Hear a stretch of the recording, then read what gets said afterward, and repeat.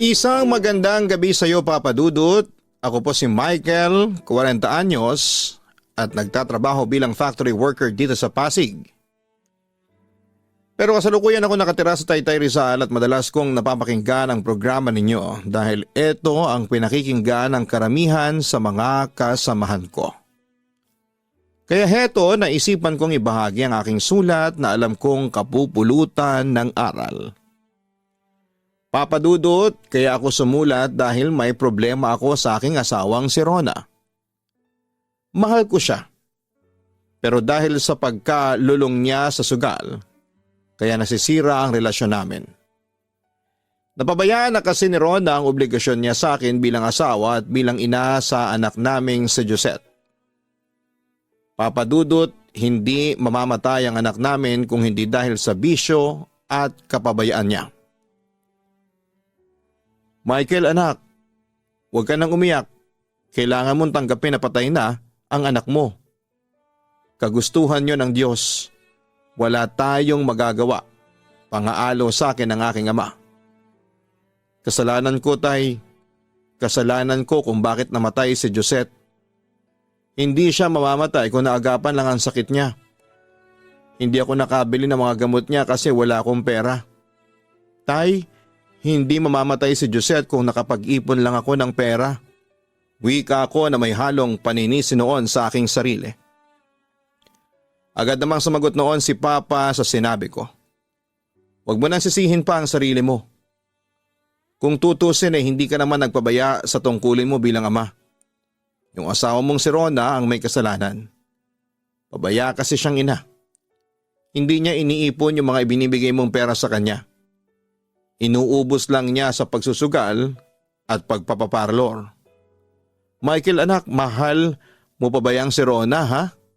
Usisa pa niya sa akin. Tumango lamang ako bilang sagot sa kanya. Napailing naman si Itay sa sinabi ko. Halata sa kanya noon ang labis na disappointment. Sa kabila ng lahat ay siya pa rin ang mahal mo? Sa kabila ng mga paghihirap mo? Sa kabila ng mga pagkukulang niya sa iyo mahal mo pa rin siya? Tanong pa niya sa akin. Ewan ko po, tay. Anong magagawa ko kung hindi ko magawang hiwalayan si Rona sa kabila ng lahat? Yun na lamang ang sagot ko sa kanya.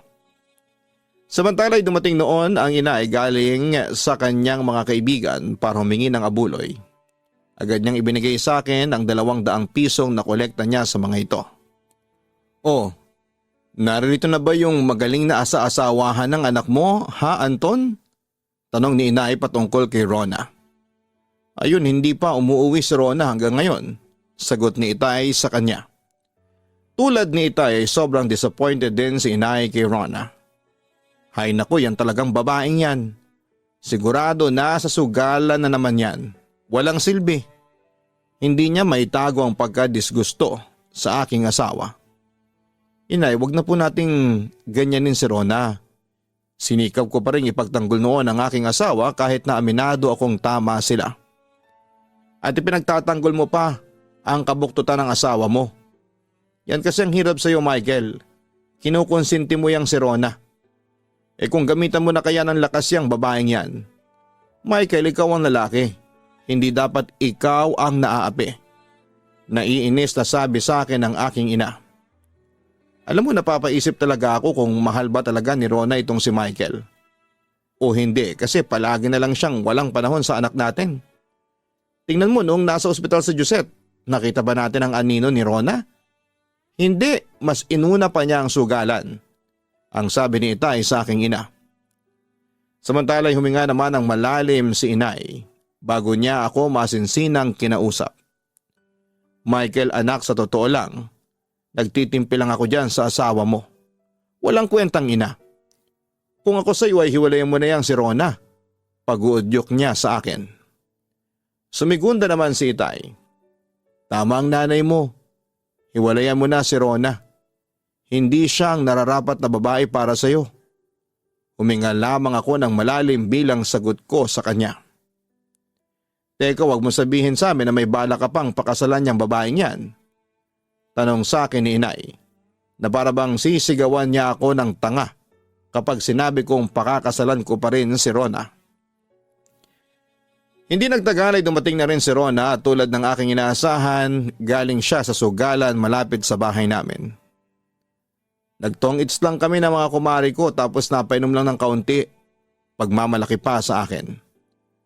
Napapadalas na yung pagsusugal mo, Rona. Hindi na maganda ito. Concern kong wika sa kanya. Agad naman akong kinontra ni Rona. Teka, ano bang masama kung magsugal ako? Wala na ba akong karapatang magsaya, ha? Depensa niya sa kanyang bisyo. Pero marami nasasayang na pera dahil diyan sa bisyo mo. Sita ko sa kanya. Pero sa halip na sagutin ako ay dumukot siya ng pera sa kanyang bulsa at ibinigay niya yon sa akin. Oh, ayan na yung pera para manahimik ka na. Saan ang galing to? Tanong ko sa kanya habang binibilang ko ang pera. Nasa 3,000 piso din yon. Napanalunan ko yan kanina. Ayan, may pera ka na ulit. Kaya tigilan mo na yung kakadakdak mo. Sagot niya sa akin. Mukhang pera. Narinig ko yon kahit napabulong pa niyang sinabi yon. Pero hindi ko na siya pinatulan pa. O na itay, nandito na pala kayo. Anong masamang hangin na nagdala sa inyo dito? Sarkastikong wika ni Rona sa mga magulang ko na nooy bumisita lamang sa akin. Nag-init naman ang ulo ni Itay dahil sa pabalang na sagot ni Rona. Isarado mo yung bibig mo, Rona. Baka palayasin ka namin dito sa bahay ninyo. Banta pa niya sa manugang. Anong palayasin? Bakit sa inyo ba tong bahay? Hindi naman, hindi ba? At saka bakit ba kayo nakikialam sa buhay namin ni Michael? May sariling pamilya na ang anak ninyo. Kaya wag na kayong makialam. Kontra naman ni Rona. Aba, walang yakang babae ka? Nagiinit noon ang ulo ni Inay. Inay, Itay, pakiusap, tama na po. Pigil ko noon sa aking mga magulang. Pagkatapos ay muli akong bumaling sa aking asawa. Rona, sige na. Pumunta ka na sa kwarto, magpahinga ka na. Utos ko. Papadudot, hindi naging gusto ng mga magulang ko ang pag-uugali ni Rona pero sa kabila noon ay pinagtatanggol ko ang asawa ko sa kanila. Hindi ko pinakinggan ang mga magulang ko at patuloy kong minahal si Rona. Samantala'y nagpatuloy si Rona sa kanyang bisyo at dahil doon ay madalas kaming mag-away na dalawa dahil sinusundo ko siya mismo sa sugalan. Alam mo Michael, nakakainis ka na talaga, reklamo ni Rona sa akin. Ako rin Rona, naiinis na rin ako sa iyo. Bakit ba hindi mo mapigilan yung pagsusugal mo ha? Hindi ka ba makatiis nang hindi ka nakakalustay ng mga perang pinagpaguran ko? Galit na tanong ko sa kanya noon. Huwag mong ipagmalaki sa akin yung perang pinagpaguran mo. Kasi kakarampot lang yan. At saka kaya ako nagsusugal kasi para magkaroon ako ng extra income. Michael, sa totoo lang, hindi ako magsusugal kung malaki ang perang ibinibigay mo sa akin. Sumbat pa niya sa akin. Agad ko namang siyang sinagot. Yun lang ang nakaya ng corona. At saka pwede ba? Huwag mong ikatwiran sa akin na kaya ka nagsusugal ay para magkaroon ka ng extra income? Kung extra income pa lang hanap mo, bakit hindi ka rin magtrabaho o magnegosyo? Alam mo, imbis na pinagsusugal mo lang yung perang binibigay ko sa'yo, bakit hindi mo na lang inegosyo ha? Para naman magkaroon ng saysayang ibinibigay ko sa yung pera. Suhestyon ko pa sa kanya. Kung ganun pala, na sinusumbutan mo ako sa mga perang ibinibigay mo, sige magtatrabaho ako. Pero kapag kumita na ako ng pera, wag mo na akong pipigilan sa gusto kong gawin. Pagbabanta pa niya sa akin. Rona, magkatapatan nga tayo. Ano bang meron dyan sa pagsusugal mo? At hindi mo mahinto ha? Alam mo, dahil dyan sa pagsusugal mo, napabayaan mo na ang obligasyon mo bilang asawa sa akin at ina sa mga anak mo. Tingnan mo yan nangyari kay Josette. Namatay siya dahil sa kapabayaan mo. Paninisi ko pa sa kanya. Huwag mo kang isisi sa akin yung pagkamatay ni Josette. Una sa lahat, hindi mamamatay ang anak natin kung may perang ibinigay ka sa akin na pang pa-ospital. Ibinalik niya sa akin ang sisi. Ngunit agad ko yung kinontra. May ibinigay naman ako sa yung pera, hindi ba? Pero ano ang ginawa mo? Nilulustay mo lang sa pagsusugal. Kaya tuloy wala kang naipon. Sa oras na kailangan natin ng pera, wala kang madukot. At sa Rona ni minsan, hindi ko nakitang inilagaan mo si Josette. Noong may sakit siya kasi palagi kang wala sa bahay. Nasa labas ka palagi at nagsusugal. Kung tutuusin, Rona, ikaw talaga ang may kasalanan kaya nagkakaganito ang buhay natin. Alam mo, Michael, punong-puno na rin ako sa'yo. Bakit masyado kang pakialamero? Kayo na mga magulang mo. At saka ang ayaw ko sa'yo nagpapadikta ka dyan sa mga magulang mo. Medyo paglihis niya ng usapan. Hindi natin pinag-uusapan ang mga magulang ko. Ang pinag-uusapan natin ay yung pagkakalulong mo sa sugal. Ngunit pinagdiinan pa rin ni Rona ang kanyang punto. Michael, ayaw ko nang dinidiktahan ako sa mga gusto kong gawin. Ngayon, kung gusto mo pang tumagal ang relasyon natin huwag mo kong diktahan at pagsabihan. Ang pagsabihan mo ay ang mga magulang mo na huwag silang makialam sa buhay natin. Rona, ano bang gusto mong gawin ko para tumigil ka na sa pagsusugal? Seryosong tanong ko sa kanya. Hindi ko mapigilan yung pagsusugal sa totoo lang. Para ako mamamatay kapag hindi ako nakapagsugal. Hindi na ko kumpleto yung araw ko kapag hindi ko nagagawa yon. Pag-amin niya sa akin. Nanlumo ako sa aking narinig. Adik ka na nga talaga. Yun na lamang ang nasabi ko. Sa mga sagot ni Rona sa akin ay napagtanto kong wala na siyang pagbabago pa. Samantala isinubukan ni Rona na maghanap ng trabaho para sustentuhan ang kanyang bisyo. Kaso hindi siya pinalad kaya sa huli umasa siya sa akin. At pinasan ko naman ang lahat. Pero hindi natigil ang away namin dahil sa bisyo niya. At umabot na nga kami sa punto ng hiwalayan. Pero dahil sa mahal ko siya ay mabilis din kaming nagkabalikan. Pero papadudot kahit na anong gawin ko ay hindi talaga matigil-tigil sa pagsusugal. Ang aking asawa kaya madalas ay nag-aaway pa rin kami sa pera. Heto lang ang kinita mo? Kumpronta sa akin ni Rona pagka-uwi ko galing sa trabaho. Araw kasi ng sweldo noon kaya nakaabang siya sa akin, papadudot. Ano pang akala mo? Yan naman talagang binibigay ko sa iyo, hindi ba? Ang sabi ko sa kanya. 2,000. Sa palagay mo hanggang kailan naabutin to? Sa pagkain pa lang natin kulang na to. Reklamo niya sa akin. Nagreklamo ka pa dyan? Kung inipon mo sana, yung mga binibigay ko sa yung pera at hindi mo pinangsusugal, di sana hindi ka nagkakaproblema dyan. Ang sabi ko sa kanya. Ayan ka na naman. Tumigil na ako sa pagsusugal. Pagsisinungaling niya sa akin. Huwag ka na magsinungaling. Alam ko, Rona, na hindi ka pa rin tumitigil sa pagsusugal. Pagbubuking ko naman sa kanya. May mga nagkikwento kasi sa akin, papadudod, na kapag nasa trabaho pa rin ako ay sumasaglit pa rin si Rona sa mga amiga niya para magtong-its. Minsan sa loob pa ng bahay namin mismo sila nagsusugal. Kung may trabaho lang kasi ako, bulong niya habang nakasimalmal. Narinig ko naman yon kaya agad ko siyang binara. Kunwari ka pa. Hindi ka naman naghahanap ng trabaho. Gusto mo lang umasa sa akin. Anong mga pinagsasasabi mo dyan? Sa totoo lang ayaw ko na rin umasa sa iyo kasi mayabang ka. Nagkaroon ka lang ng pera ganyan ka na. Uwi ka ng asawa ko sa akin. Para tuloy lumalabas na siya pa ang biktima. Yan din kasi ang hirap sa iyo. Wala kang ginawa kundi ang magsugal ng magsugal.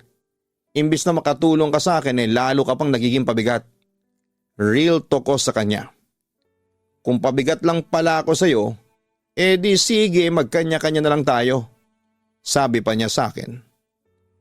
Sige magkanya-kanya na lang tayo. Kasi pagod na rin ako sa iyo.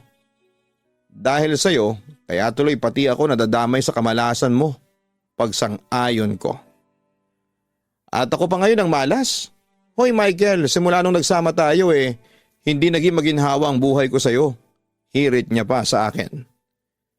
Paano hindi magiging maginhawa sugarol ka? Yun naman ang balik ko sa kanya.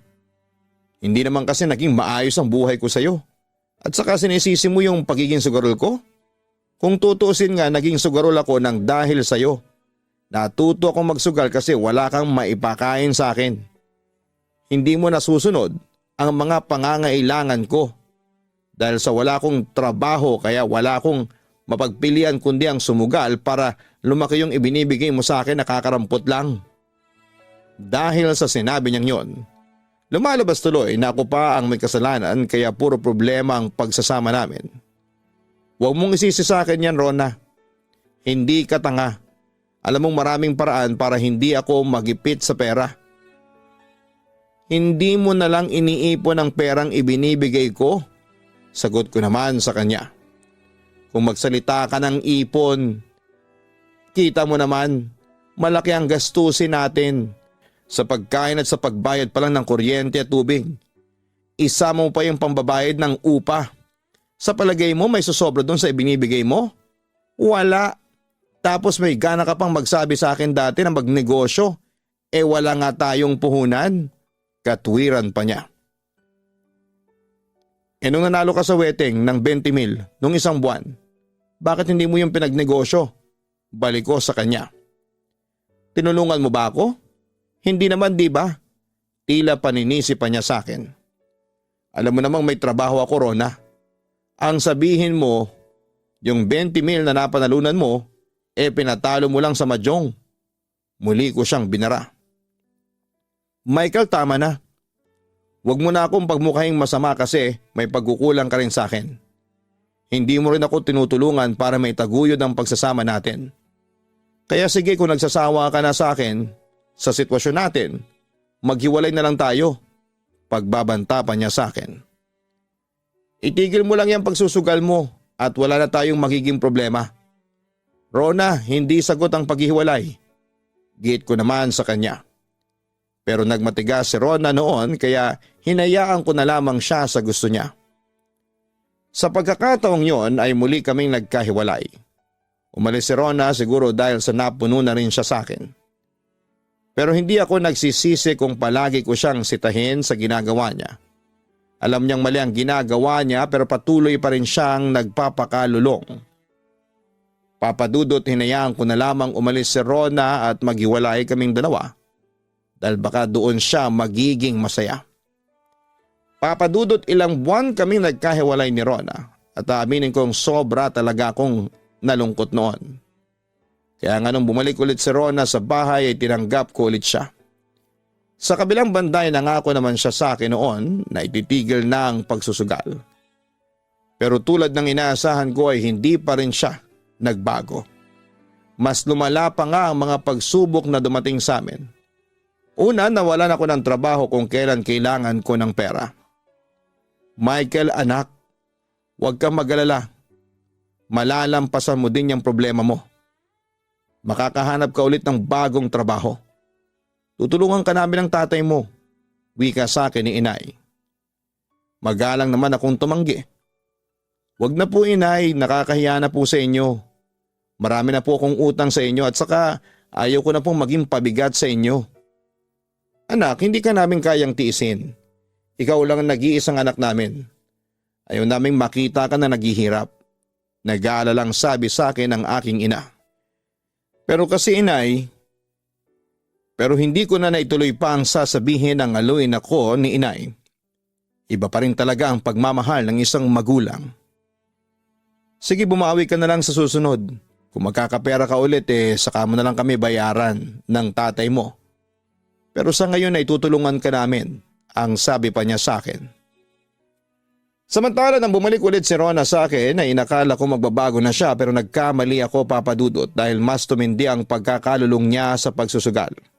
Kung dati pera lang ang kinukuha niya ng palihim sa wallet ko, ngayon ay ibinebenta na niya ang mga gamit namin sa bahay. Hanggang isang araw ay nahuli ko siyang dala-dala ang aming rice cooker para ibenta. Magsusugal ka na naman? Rona, balak mo bang simutin yung lahat ng gamit natin para lang dyan sa pagsusugal mo? Diretsa ko sa kanya. Tingnan mo yung bahay natin. Wala na tayong kagamit-gamit. Yung mga electric fan, yung TV, radyo, yung ref, pati na yung cellphone ko binenta mo na nang walang paalam sa akin. Pero ano? Saan napunta yung pera? Ayun, pinatalo mo lang sa sugal. Sita ko pa sa kanya. Patawarin mo ako, Michael. Gusto ko lang kasing magkapera. Agad na sabi niya sa akin. Pero kapag nagkapera ka pinagtataya mo rin sa sugal. Wala rin katapusan ng pagsusugal mo. Alam mo Rona, kung gusto mo talaga makatulong sa akin, tigilan mo na yung pagsusugal mo. Walang mabuting may dudulot yan sa atin. Sinisira niya ng relasyon natin, ang sabi ko pa sa kanya. Anong gagawin natin? Tutunganga na lang ba tayo hanggang sa mamatay tayo sa gutom? Wala ka nang trabaho Michael, ngayon sabihin mo sa akin, ano ang gagawin mo? Ano nang plano mo para sa atin? Nakaramdam ako ng inis nang ikatwiran niya sa akin na kaya siya nagsusugal para may makain kami. Ikaw, ano na rin ang plano mo sa buhay mo ha? Balik na tanong ko sa kanya. Kaya tayo naghihirap dahil sa'yo. Nagdadala ng mala sa atin yung pagsusugal mo. Rona naman, kailan ka ba magigising dyan sa kalokohan mo? Sa totoo lang ay pinagsisisihan ko na kung bakit hindi ko pinigilan niyang pagsusugal mo dati. Ayan tuloy, nalulung ka na, Rona. Hindi ka naman talaga magbabago? Hindi naman nakaimig si Rona. Halatang tinamaan kasi siya sa mga sinabi ko. Mahal kita Rona kaya hanggat maaari, ayaw ko masira ang buhay mo. Nang buhay nating lahat ang dahil lang sa sugal. Pakiusap naman, tulungan mo naman ang sarili mo. Magbago ka na. Kung mahal mo pa ako, titigil ka na sa pagsusugal. Gagawin mo ito para sa akin. Yun ang huli kong sinabi sa kanya noong araw na yon. Papadudod sinikap ko talagang makahanap ng trabaho at sa awa naman ng Diyos ay nagbunga rin ang paghihirap ko. Pero si Ron ay lalong lumala ang pagsusugal niya. Simula noon, dahil sa nangyari, minabuti ko nang huwag na lamang siyang bigyan ng pera at ako na lamang ang magbabudget ng pera. Dahil doon ay nagrebelde si Rona at umutang siya kung kani-kanino para lamang masustentuhan ang bisyo niya.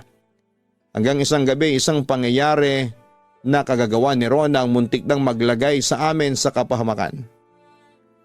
Michael, patawarin mo ako. Patawarin mo kung nadamay ka pa sa gulong pinasok ko. Tila nagsisising wika ni Rona sa akin. Bakit mo naman ginawa yun? Ang laki ng utang mo. Nangihinang sabi ko naman sa kanya.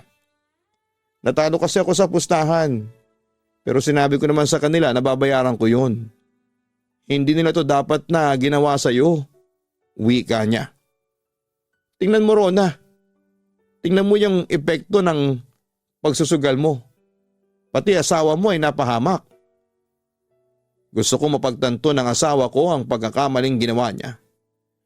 Nakita ko namang sising-sisi si Rona sa lahat ng mga kasalanan niya. Patawarin mo ako Michael, pakiusap. Pagkatapos noon ay umiyak na siya sa harapan ko.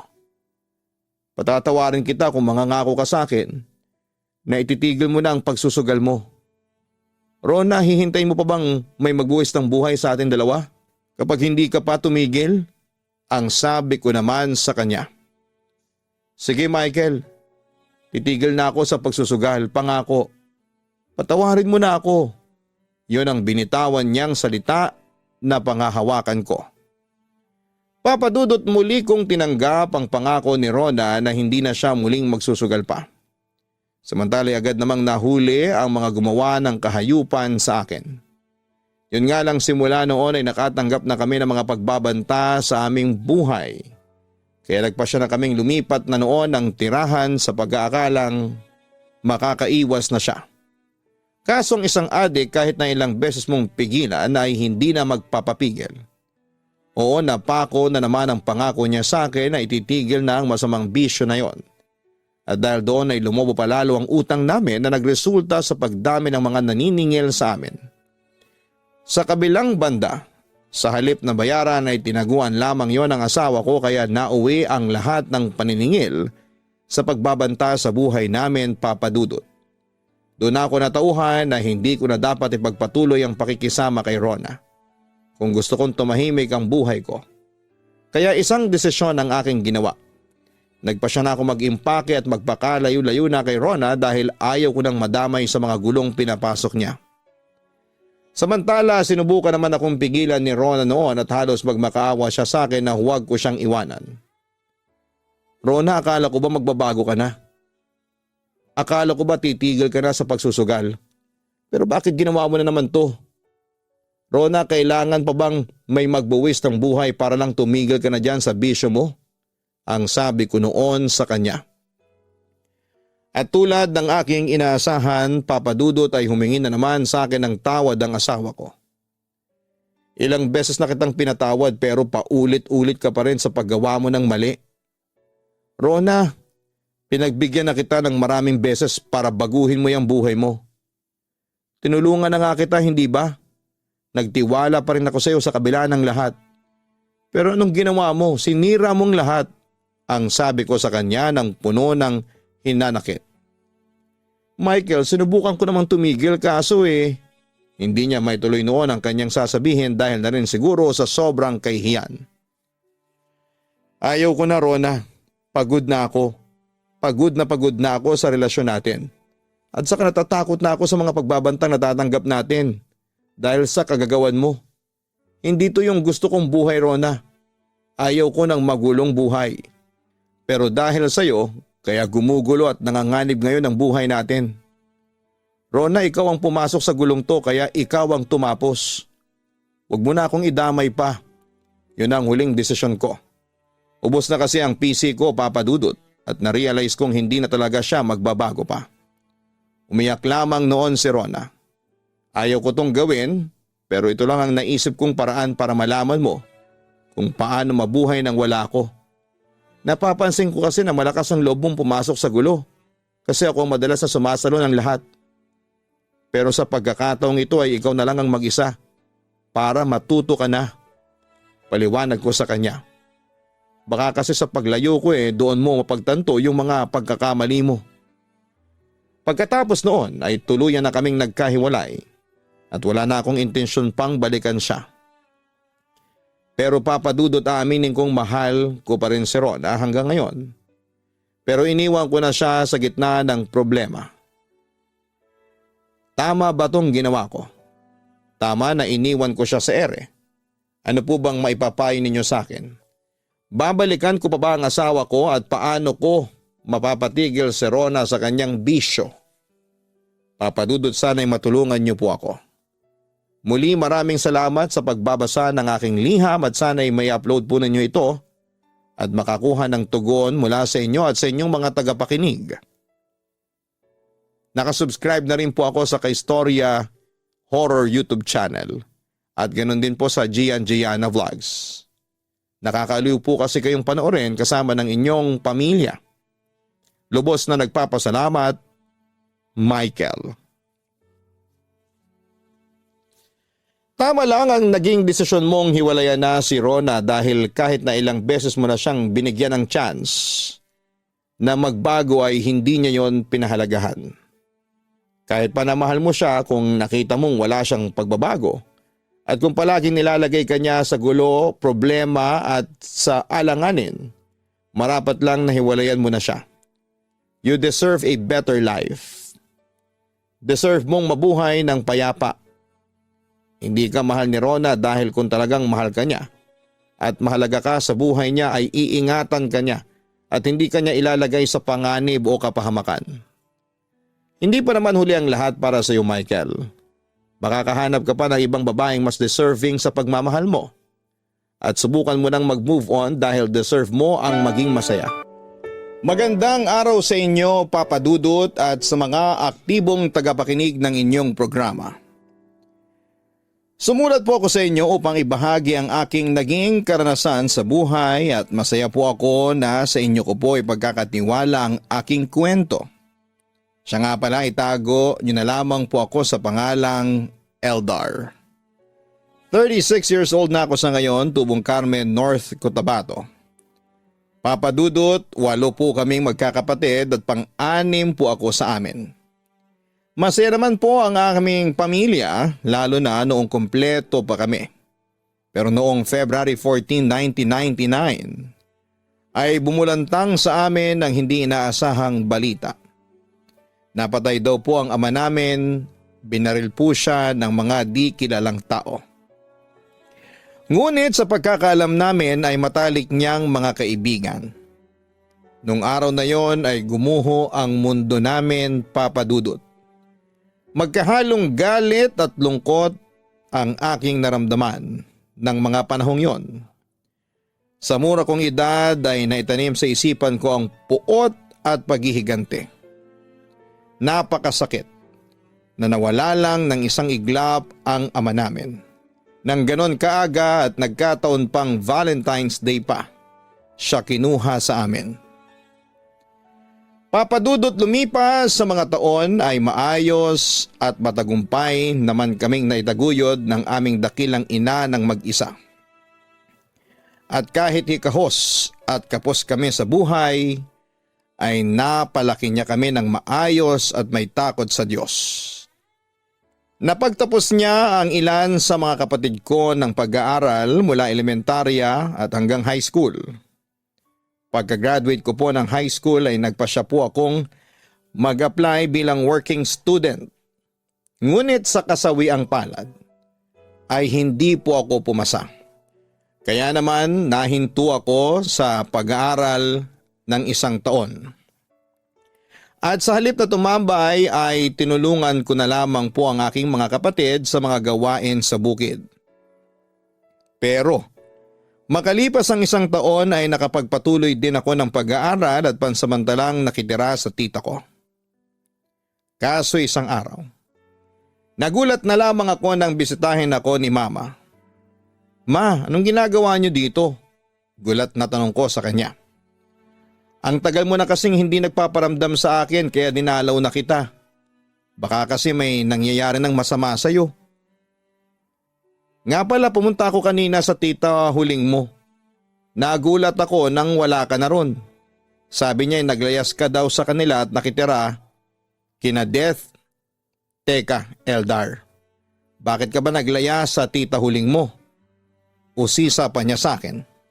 Samantala'y napabuntong hininga muna ako bago sumagot.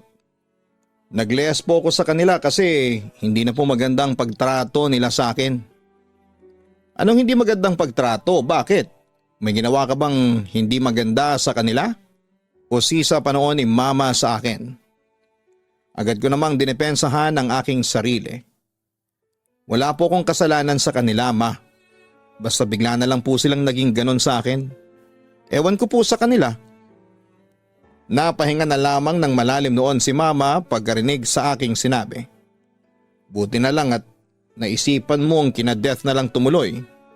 Kahit paano'y hindi ako nangangamba sa kaligtasan mo. Nga pala, kumusta naman ang pag-aaral mo? Mabuti naman po, Ma. Yun nga lang po mahirap. Kahit na scholar po ako hirap na hirap pa rin po ako sa pagdadilhensya ng panggastos ko sa pang-araw-araw. Tugon ko sa kanya. Ganon ba? Sayang naman. Kaya kasi ako sumaglit dito. Hihingi sana ako ng tulong sa iyo kung may maitutulong ka. Malungkot na wika ni Mama sa akin habang sinasabi niya sa akin ang tunay niyang pakay sa pagbisita sa akin. Pasensya na po, Ma. Kung may pera lang sana po ako bibigyan ko po kayo. Kaso wala po. Naghahanap pa lang po kasi ako ng trabaho ngayon. Ang sama po hindi pa ako nilalapitan ng swerte. Palagi po akong bumabagsak sa mga job interviews ko. Kwento ko sa kanya. Ma, bakit hindi po kayo humingi ng tulong sa mga kapatid ko? Suhestyon ko naman. Wala pa ring trabaho ang mga kapatid mo. Pero katulad mo naghahanap din sila ng trabaho. Si Kiko katulong ko naman sa bukid. Kaso dahil nga sa matagal pa ang anihan natin wala kaming makain doon. Puro utang na nga ako sa mga kakilala at kamag-anak natin, sagot ni Mama sa akin. Sige po, Ma, magdadilhensya ako ng pera ngayon para sa inyo. Susubukan kong umutang sa mga kaibigan ko ngayon. Ayaw ko naman na umuwi kayo ng probinsya na wala kayong dalang pera. Yun naman ang pangako ko noon sa aking ina. Salamat, Eldar. Pasensya ka na kung nagiging pabigat pa kami sa iyo. Nahihiyang sabi ni Mama sa akin. Agad ko naman siyang inalo, Papa Dudut. Ma, hindi po kayo nagiging pabigat sa akin at saka may obligasyon ako sa inyo. Huwag po kayong mag-alala. Ma, kapag nakatapos na po ako ng kolehiyo, hindi na tayo maghihirap, ang sabi ko pa sa kanya. Nakaramdam naman ng pag-asa si mama sa sinabi ko. Sana anak, makatapos ka na sa pag-aaral mo para makaluwag-luwag na tayo. Kung sana buhay pa ang papa mo hindi tayo mahihirapan sa buhay. Papadudot naging mahirap ang buhay sa akin habang nag-aaral ako. Sinikap ko rin na magkaroon ng trabaho para makatulong ako sa mga magulang ko. At hindi naman ako nabigo.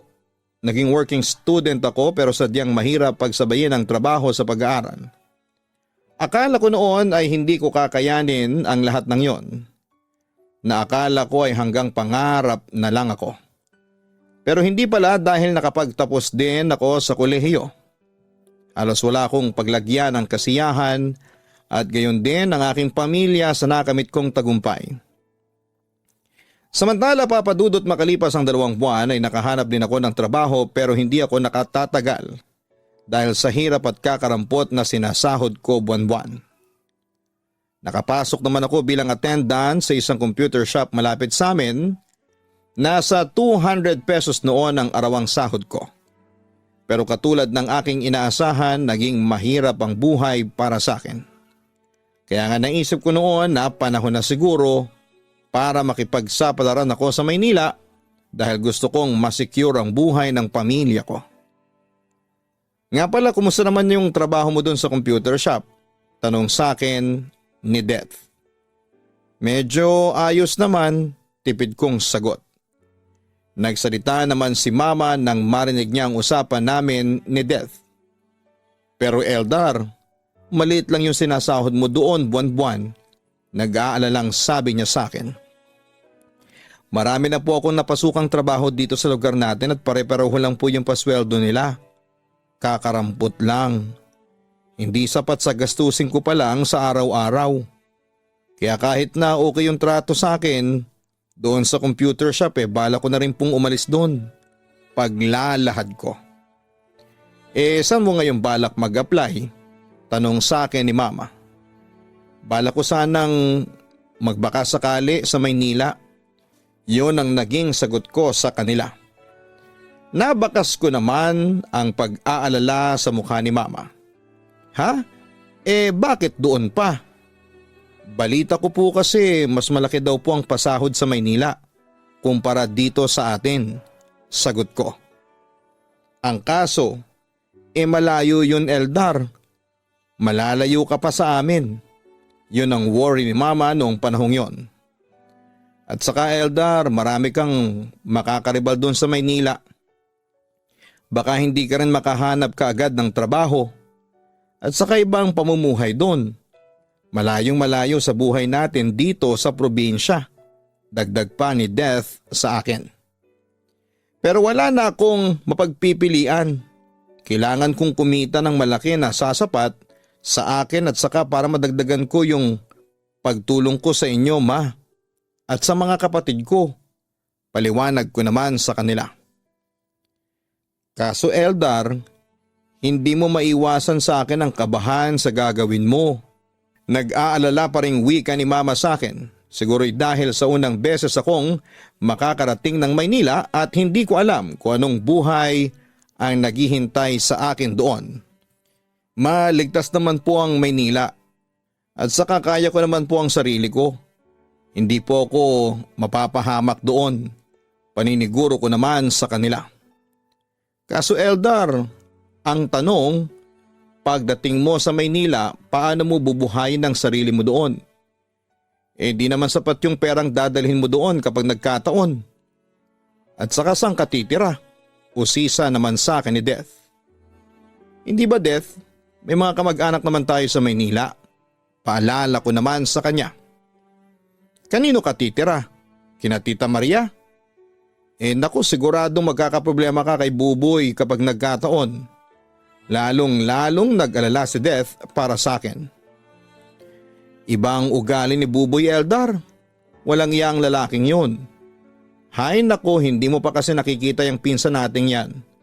Pero halos lahat ng pinsan natin, kinakamuhian siya. Siya lang ang anak ng Tita Maria na walang kwenta. Dagdag pa niya. Ganon ba? Baka meron pa tayong mga kamag-anak na nasa Maynila, tanong ko sa kanila. Wala na ako ibang alam Sina Maria lang ang kilala kong kamag-anak natin doon. Sagot naman ni Mama. Di sa kanila na lang po ako pansamantalang titira, yun ang naging final kong desisyon. Papadudot kahit na tumutol pa noon ang pamilya at kamag-anak ko sa pagluwas ko papunta sa Maynila, ay hindi ko pa rin iniintindi yon. Buo na kasi ang desisyon ko noon. Buti na lang kamo ay may nag-offer sa akin na magtrabaho bilang kitchen assistant sa isang restaurant sa Parañaque City. Kung kaya tinuloy ko pa rin ang lumuwas kahit ayaw nila. Dahil para sa akin ay pagkakataon ko na rin yon. At sayang din naman kung palalampasin ko. Tumagal din po ako ng 5 buwan doon sa restaurant na pinagtrabahuhan ko. Hindi naman ganong kahirap ang naging trabaho ko, ngunit habang tumatagal ay napag-isip-isip ko na maghanap ulit ng ibang trabahong mapapasukan. Sapagkat kakarampot lang din ang sinasahod ko. Kahit nga pambili ng gamit sa sarili ko ay hindi ko mabilhan. Kasi priority ko po ang pamilya ko, lalo na sa ina kong masasakitin.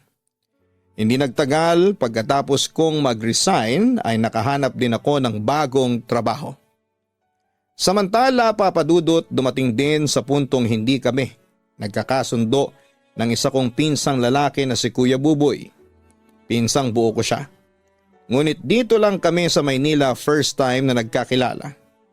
Kaya hindi naman namin kilala at kabisado ang ugali ng isa't isa. Isang araw umuwi ng lasing si Kuya Buboy at tulad ng nakagawian. Ako na naman ang kanyang pinagbalingan ng galit niya. Nagkaroon kami ng mainitang argumento. Bakit kasi hindi ka pa umalis dito sa pamamahay namin? Alam mo, simula nang dumating ka dito, nagkanda loko-loko ng buhay namin dito. Wala kang dinulot na maganda sa amin. Marami na nga kaming problema pero nakidagdag ka pa.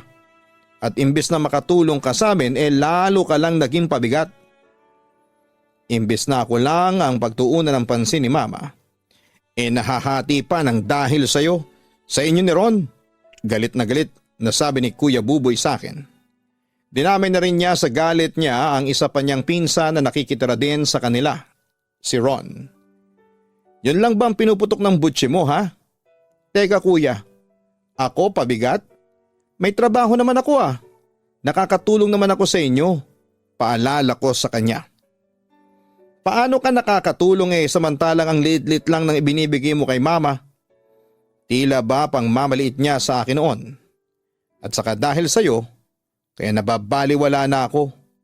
Ako na sarili niyang anak parang wala na. Nakikihati pa kasi kayo sa atensyon niya. Reklamo pa niya. Kuya, hindi ko na problema yun. Ang mama mo ang nagpatira sa akin dito. Giit ko sa kanya. Ang kapal talaga ng mukha mo, Eldar. Parehong-pareho kayo ni Ron. Mga mahihilig sumampid. Sigaw niya sa akin habang dinuduro ako. Kuya Buboy, please lang, tama na. Manahimik ka na. Lasing ka na. At saka nakakaistorbo ka na sa mga kapitbahay kaya please lang. Huwag ka nang mag-ingay pa dyan. Wika ko. Hinabaan ko pa noon ang aking pasensya dahil tama siya. Nakikisampid lamang ako kina Tita Maria. Ganon pa man, malapit na ring maubos noon ang aking pasensya. At sino ka naman para pagsabihan ako ng ganyan, ha? Hoy, Eldar, alalahanin mong nasa pamamahay kita. Talagang sinasagad ni Kuya Buboy ang pasensya ko. Buti na lamang at dumating na si Ron para pumagitna sa aming dalawa. Kuya Buboy, Eldar, ano ba nangyari, ha? Bakit ba kayo nag-aaway? Nakakastorbo kayo sa mga kapitbahay at saka baka magising sa inyo si Tita Maria. Nag-aalalang wika ni Ron sa amin. Ngunit lalo lang nilakas ni Kuya Buboy ang kanyang boses. Alam nyo kayong dalawa? Mga salot kayo. Ang kakapal na mukha ninyong sumampid sa amin. Kayong dalawa dapat sa inyo lumayas na dito. Magsibalik na nga kayo sa mga probinsya ninyo at huwag nyo na kaming guluhin pa. Kung makapagsalita siya sa amin ay parang siya ang nagpapalamon sa amin, Papa Dudut. Hindi kami lalayas dito hanggat hindi sinasabi ni Tita Maria. At saka sino ka ba para magsalita ng ganyan ha? Hindi naman ikaw ang nagpapatira sa amin dito. At saka kanino bang pamamahay ito? Hindi ba't sa nanay mo to? Palaban kong sagot sa kanya. Oo, sa nanay ko nga to. Ako naman ang anak niya. Kaya may karapatan akong palayasin kayo dito. Sagot sa akin ni Kuya Buboy. Nagad ko namang kinontra. Oo anak ka nga. Pero buhay pa si Tita Maria. Kaya siya pa rin ang may-ari ng bahay na ito. Siya lang ang may karapatan na magpalaya sa amin. Ang sabi ko pa sa kanya. Na siyang ikinapikon ng matapobre kong pinsan. Mga hayop kayo na ibulalas pa niya sa amin. Tama na Eldar. Kuya Buboy, wag na kayong mag-away pa. Eldar, lasing lang si Kuya Buboy kaya niya nasasabi yan. Ang sabi sa akin ni Ron. Wala akong pakialam kahit na lasing pa ang siraulong yan. Matagal na ako nagtitimpi dyan, sabi ko naman. Pero mas pinili na namin ang umiwas dahil gabi na at baka magising pa si Tita Maria. Papa Dudut, hindi natapos ang hidwaan sa pagitan namin ni Kuya Buboy. Nandyan palagi yung pagpaparinig niya kahit na hindi siya lasing. Hanggang sa isang araw ay tuluyan na kaming napalayas ni Ron sa bahay nang dahil sa pag-uudyok ni Kuya Buboy. Dahil doon ay hindi namin alam ni Ron kung ano ang gagawin. At hindi ko akalain na mangyayari yon sa akin. Papa Dudut, halos mawala na ako ng pag-asa noon. At panayang dasal ko sa Diyos na sana'y tulungan niya akong makapag-isip kung ano ang dapat gawin para makaalis kaagad ako sa sitwasyong yon. Papa Dudut, hindi ko alam kung saan kami matutulog kasama ng isa ko pang pinsan na si Ron nang palayasin kami sa dati naming tinutuluyan. Buti na lang ay nakita kami ng kaibigan ni Ron na si Kuya Jess. At doon ay nakiusap ang pinsan kong doon muna kami matutulog sa kaibigan niya pansamantala. Nung una ay nahihiya ako dahil hindi ko pa lubos na nakilala ang taong yon. Pero nang makilala ko si Kuya Jess, ay mabilis ko naman siyang nakabagayan ng loob kaya hindi rin ako natakot, Papa Dudut. Simula noon ay kay Kuya Jess na ako nakikitira pansamantala habang hindi pa kami nagkakaayos ng pinsang kong si Kuya Buboy. Kaso isang gabi, isang pangyayari ang hindi ko inaasahang naganap, Papa Dudut. Tulog na noon si Ron habang kami ni Kuya Jess ay nagiinuman lamang. Wala naman akong napapansing kakaiba sa mga kilos ng kaibigan namin. Palakwento lamang siya habang umiinom kami. Ngunit hindi ko namamalayan na napaparami na pala ang inom ko. Hanggang sa parang lumilipad na ang isipan ko. Hanggang sa maramdaman kong may humahawak na sa maselang bahagi ng katawan ko. Nakita kong si Kuya Jess yun pero wala na akong lakas pa para magprotesta. Basta ang natatandaan ko lamang, dahan-dahan niyang hinubad ang pantalong ko at brief at nilaro-laro niya ang aking pagkalalaki.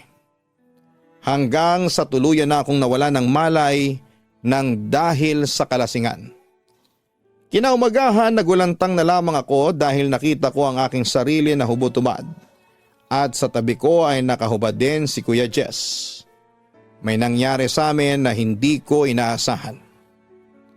Bakit mo ginawa sa akin to? Bakit mo naman ako pinagsamantalahan ang kahinaan ko? At saka bakit hindi mo sinabi sa akin na bakla ka? May paninising tanong ko sa kanya. Kung sasabihin ko ba sa iyo agad na bakla ako sa palagay mo ba ay lalapit ka sa akin? Hindi no, sagot niya sa akin. Pero nang panahong yon ay hindi pa rin ako makapaniwala na nagawa niyang halayin ako. Kuya Jess, bakit mo ba ginawa to sa akin? Gusto kong malaman sa kanya kung bakit niya ako ginawa ng kahalayan. Sorry Eldar, maunawaan ko kung magagalit ka sa akin o kung saktan mo man ako. Pero kasi nagawa ko lang yon. Kasi nahihiya pang aminin ni Kuya Jess sa akin ng totoo. Napabuntong hininga na lamang ako. Ang hindi ko lang maintindihan noon ay hindi ako nagwala o naggalit sa kanya. Kahit pa napagtanto kong pinagsamantalahan niya ako. May gusto ka ba sa akin? Kung sa bagay, hindi mo gagawin yon sa akin kung hindi mo ako gusto. Sabi ko sa kanya. Oo, tama ka. At matagal ko nang tinatago yon. Ngayon ko lang nailabas pag-amin niya sa akin. Sa puntong yon ay kinumpronta ko na siya. Kung mo ba malaki ang utang na loob ko sa iyo may karapatan ka nang magpakasasa sa katawan ko? Kuya Jess, nagtiwala ako sa iyo. Itinuring kitang kaibigan tapos gagawin mo sa akin to. Sorry na Eldar, sorry talaga. Ngayon kung magagalit ka sa akin at kung hindi mo ako mapatawad, maunawaan ko. Malungkot na wika ni Kuya Jess sa akin. Samantala'y napabuntong hininga na lamang ako at kalmadong nagsalita pagkatapos. Huwag kang mag-alala. Hindi ako galit sa ginawa mo. Papadudot pagkatapos noon ay pumayag akong makipagrelasyon sa kanya. Nang una ay nagdadalawang isip ako. Pero dahil nga sa wala akong ibang mapupuntahan ay pumayag na lamang ako sa gusto niyang mag-live-in kami. Kapit sa patalim na lang ako ng mga panahong yon. Dahil wala na rin akong ibang masasandalan pa. Nang matapos ang kontrata ko sa trabaho ay si Kuya Jess ang tumulong at nag-alaga sa akin ng mga panahong wala akong work. Sa totoo lang ay kay Kuya Jess ko lang naramdaman ang pagmamahal at pagpapahalaga na hindi ko naranasan sa mga pinsan o kamag-anak ko na tinuluyan ko dito sa Maynila. Papadudot, akala ko ay magiging maayos na ang lahat. Pero hindi pa pala dahil isang araw ay bigla na lamang nagbago si Kuya Jess. At nalaman kong unti-unti na siyang nawawala ng amor sa akin dahil noong mga panahong yon ay wala pa rin akong trabaho at umaasa lamang ako sa kanya. Puro sakit na lang ng ulo ang ibinibigay mo sa akin. At imbis na makatulong ka sa akin, heto, pumapasang ka pa rin sa akin hanggang ngayon. Natatandaan kong reklamo ni Kuya Jess sa akin. Yun lang bang kinakagalit mo sa akin? Huwag kang mag-alala Kuya Jess. Makakahanap din ako ng trabaho. Kasi ayaw kong maging pabigat sa'yo. Sarkastikong sabi sa kanya. Yun naman pala. Ayaw mong maging pabigat sa akin pero bakit hanggang ngayon wala ka pa ring trabaho? Tingnan mo ilang buwan na ang lumilipas simula nang maendo ka. Sa huli mong trabaho at hanggang ngayon umaasa ka pa rin sa akin. Balik niya sa akin papadudot. Nagulat naman ako sa naging response niya sa akin. Akala ko ba maintindihan mo ako Kuya Jess? Nakita mo naman naghahanap ako ng trabaho hindi ba? Kaso anong magagawa ko? Kahit na anong gawin ko kung hindi ako sinuswerte sa paghahanap. Kuya Jess, akala ko ba handa mo akong tulungan sa oras na kailangan ko ng tulong? Tanong ko sa kanya. May problema din kasi ako Eldar. Sa totoo lang ay hindi ko na alam kung saan ako kukuha ng perang panggastos natin sa pang-araw-araw. Hindi ko alam kung sinong pwedeng mahinga ng tulong. Ikaw Eldar, kaya ako nagkagalit sa iyo kasi hindi kita nakita na tinutulungan mo ko. Katwiran niya sa akin. Kuya Jess, huwag mong isipin na hindi kita tinutulungan. Ayaw ko maging patabaing baboy. Nangyayari lang to sa akin kasi hindi pa ako nilalapitan ng suwerte sa paghahanap ng trabaho. Pero hindi naman ako tumitigil sa paghahanap, hindi ba? Siguro nagkataon na magpapasko ngayon kaya mahirap makahanap ng trabaho. Pero Kuya Jess, ginagawa ko naman ang lahat. Sino ba naman ang may gusto ng ganitong sitwasyon? Wala naman, di ba? Kapag nakahanap na ako ng trabaho matatapos din ang problema natin. Mahabang paliwanag ko sa kanya. Pero hindi yun naging sapat para kumalma si Kuya Jess. Kaso ang tanong hanggang kailan tayo ganito? Hanggang kailan ka maghihintay ng swerte sa paghahanap mo ng trabaho? Tila nagdidemand na siya sa akin ng panahong yon. Kuya Jess, pakiusap. Unawain mo naman sana ako. Pakiusap ko na lamang sa kanya. Ilang beses na kitang inuunawa Eldar, pagod na nga ako, ayaw ko na, wika niya sa akin. Papadudot nagpatuloy ang hindi pagkakaunawaan namin ni Kuya Jess hanggang sa umabot na kami sa awayan at walang kibuan. May pagkakataon ngang pinagsarahan niya ako ng pinto at hindi pinagbuksan. Buong magdamag akong tumambay sa labas ng bahay niya hanggang sa mag-umaga na. Papadudot ng mga oras na yon ay hindi ko maiwasang mapaluha. Iniisip ko na napakamalas ko. Ang akala ko kasi ay magiging okay ako sa piling ni Kuya Jess. Subalit nagkamali pala ako. Gayunpaman ay patuloy pa rin ako sa paghahanap ng trabaho at nagbabaka sakaling matatanggap. Samantala, naging sandigan ang problema ko kay Kuya Jess si Ivan. Isa sa mga naging kaibigan ko noong college. Siya ang madalas kong pagsabihan ng mga problema sa relasyon namin ni Kuya Jess. At si Ivan ang madalas magbigay ng payo sa akin. Dahil doon kahit papaano ay naiibsan ang sakit na ibinibigay sa akin ni Kuya Jess. Hanggang sa isang araw isang pagtatapat ang aking narinig at nasaksihan mula kay Kuya Jess na siyang nagpabago ng aking buhay. Mahal mo pa ba ako? Natatandaan kong tanong ko sa kanya noong araw na yon. Lumilipas din kasi ang lahat, Eldar. May mga desisyon kasi tayong akala natin tama na pero sa paglipas ng panahon marirealize natin na mali pala. Yung pagsasama natin, isa palang malaking pagkakamali yun. Makahulugang sagot niya sa akin. Agad ko namang naintindihan ang sinabing yon ni Kuya Jess. Pagkakamali? Pagkakamali ba na minahal mo ko? Kuya Jess, ang sakit naman niyang sinasabi mo. Hindi ko maiwasang maiyak noon dahil sa sobrang sakit. Yun ang totoo, Eldar. Minahal naman kita kaso ang problema kahit na anong gawin natin hindi mag-work ang relasyon natin. Pahayag pa niya sa akin.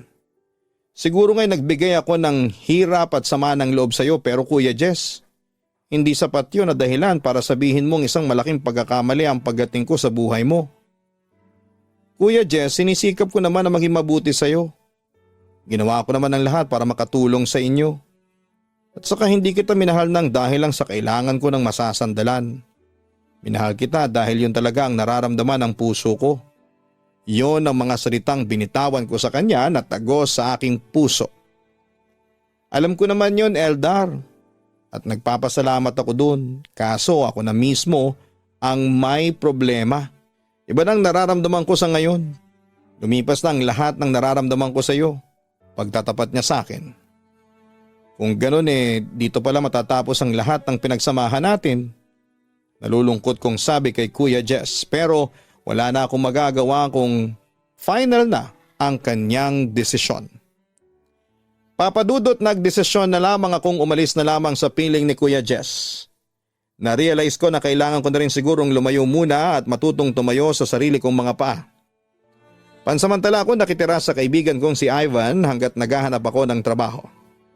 Pero sadyang hindi yata ako suwerte. Dahil dito ay sinisikap ko na lamang na humanap ng paraan para makatulong kay Ivan para hindi naman ako maging pabigat sa kanya, Papadudot.